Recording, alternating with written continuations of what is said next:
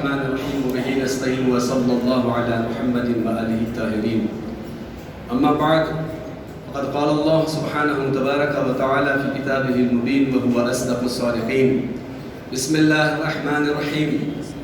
إنما يعمر مساجد الله من آمن بالله واليوم الآخر وأقام الصلاة وآتى الزكاة ولم يخش إلا الله. زندہ قوم اور مردہ قوم کی علامت کیا ہے؟ زندہ قوم کی علامت یہ ہے کہ مسجدیں آباد ہوں، حسینیاں آباد ہوں. جس قوم میں مسجد آباد ہو، حسینیاں آباد ہو، سمجھ جائیں کہ وہ قوم زندہ قوم ہے.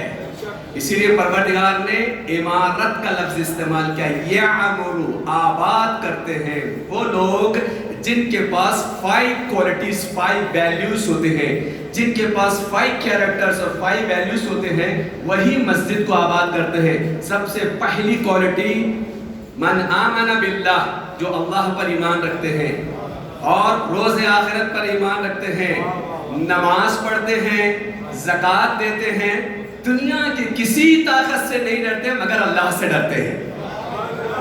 جن مومنین کے پاس یہ 5 کیریکٹرز ہوتے ہیں وہ مسجدوں کو ڈیولپ کرتے ہیں. آپ نے الحمدللہ کرناٹک اور دنیا کے تمام خیر افراد کے تعاون کے ذریعے سے اور یہاں کے انجینئرز، یہاں کے آرکیٹیکٹس جیسے کہ انہوں نے گزارش پیش کی، اور ہمارے محترم مسجد اور شیعہ قبرستان کے ادارے اور انجمن امامیہ اور دوسرے اداروں نے جو تعاون کے ساتھ اس مسجد کو آباد کیا. میں آپ کے سامنے کہنا چاہتا ہوں یہ Bangalore city is the heart of the city. India کی ہے، ایڈوانسڈ ٹیکنالوجی سٹی ہے، IT سٹی ہے. آپ کو معلوم ہونا چاہیے جو انجینئرز IT ہیں، ہمارے پاس 2 چیزیں ہیں، ایک ہارڈ ویئر ہے، ایک سافٹ ویئر ہے. 5 سال کی محنتیں، 5 کروڑ روپے خرچہ، اتنی محنت کر کے جو تیار کیا گیا ہے یہ ہارڈ ویئر آف دی مسجد ہے. نمازی قرآن کی تلاوت اور نمازوں کے ذریعے سے سافٹ ویئر بنیں گے. اس لیے کہ مسجدوں کو بنانا آسان ہے، مسجدوں کو آباد کرنا مشکل ہے. اس لیے کہ ہر چیز کی ایک زینت ہے، ہر چیز کی ایک زینت ہے، لیکن وہ زینت اسی وقت کامل ہوتی ہے جب وہ چیز پائی جائے. مسجد کی زینت نمازی ہیں اور مجلس کی زینت علی کا ذکر ہے. اگر یہ دونوں چیزیں پائی جائیں تو وہ چیز کامیاب ہے، ورنہ کامیابی ہمیں میسر نہیں ہوتی. ایک مومن کا رشتہ مسجد کے ساتھ، میرے پاس بہت سے لوگ آتے ہیں کہتے ہیں مولانا we having a lot of problems, ہمارے پاس پریشانی ہے، قحط ہے، بچہ بیمار ہے، ہم ادھر ادھر جاتے ہیں، کوئی بابا کے پاس جاتا ہے، کوئی عامل کے پاس جاتا ہے، کوئی تعویذ دینے کے پاس جاتا ہے. میں کہتا ہوں نوجوانوں، نہ بابا کے پاس جانے کی ضرورت ہے، نہ عامل کے پاس جانے کی ضرورت ہے، در بدر بھٹکنے کی ضرورت نہیں ہے. آ جاؤ، دعائے کمیل پڑھو، دعائے توسل تمہارے پاس ہے، دعائے ندبہ تمہارے پاس ہے، مسجدیں تمہارے پاس ہیں، قرآن تمہارے پاس ہے، صحیفے سجادیہ تمہارے پاس ہے. مانگنے والے کی کمی ہے، عطا کرنے والے کی کمی نہیں ہے. رشتہ جوڑو مسجد سے.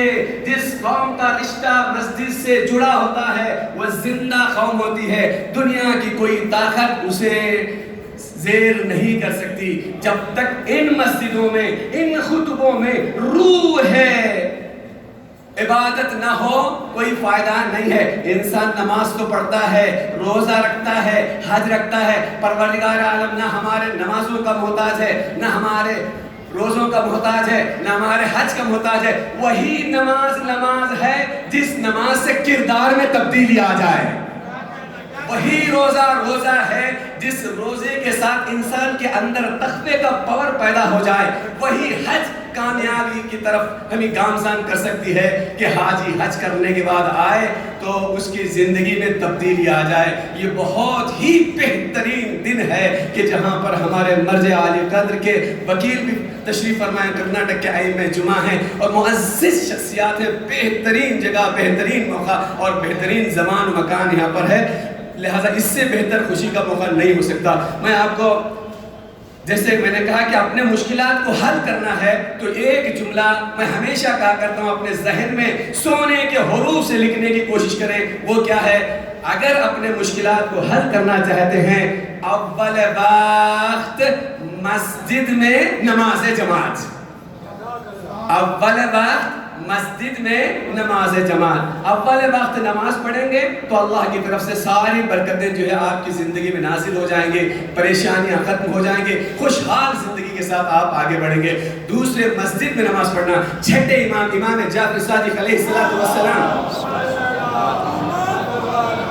نے اپنے صحابی سے پوچھا ہے، صحابی بتا کہ تو مسجد میں رہنا پسند کرتا ہے یا جنت میں جانا پسند کرتا ہے؟ تو نوجوان کیا جواب دیں گے؟ ہر کوئی یہی کہے گا I want to go جنت، ہر کوئی یہی چاہتا ہے کہ میں جنت کو جاؤں، میں جنت کو جاؤں۔ سب نے کہا مولا ہم جنت جانا چاہتے ہیں، کون نہیں چاہتا جنت؟ جب یہ جواب دے دیا تو پوچھنے والے نے پوچھا مولا آپ کہاں جانا چاہتے ہیں؟ تو امام صادق نے فرمایا تم سب جنت کو جانا چاہتے ہیں، میں مسجد کو جانا چاہتا ہوں۔ کہا کیوں؟ اس لیے کہ جنت کو جانا ہماری پسند ہے، مسجد میں آنا اللہ کی پسند ہے، لہٰذا میں اس جگہ جانا چاہتا ہوں جہاں پہ اللہ کی پسند ہو۔ مسجد یہ جنت ہے، جنت کا نمونہ ہے۔ اگر آپ چاہتے ہیں کہ جنت کا نمونہ دنیا میں دیکھیں تو یہ مسجد میں آ جائیں، حسینیہ میں آ جائیں، جو سکون ہمیں ملتا ہے کسی اور جگہ ملتا نہیں ہے۔ اسی لیے ایک اور حدیث میں چھٹے امام نے فرمایا، صادق آل محمد علیہ السلام نے، المؤمن فی المسجد کالسمک فی الماء، مومن کا تعلق مسجد سے ایسا ہوتا ہے جیسے کہ مچھلی کا تعلق پانی سے ہوتا ہے۔ اگر مچھلی کو پانی سے جدا کر دیا جائے تو وہ مر جائے گی، مومن کو مسجد سے جدا کر دیا جائے گا تو وہ مر جائے گا۔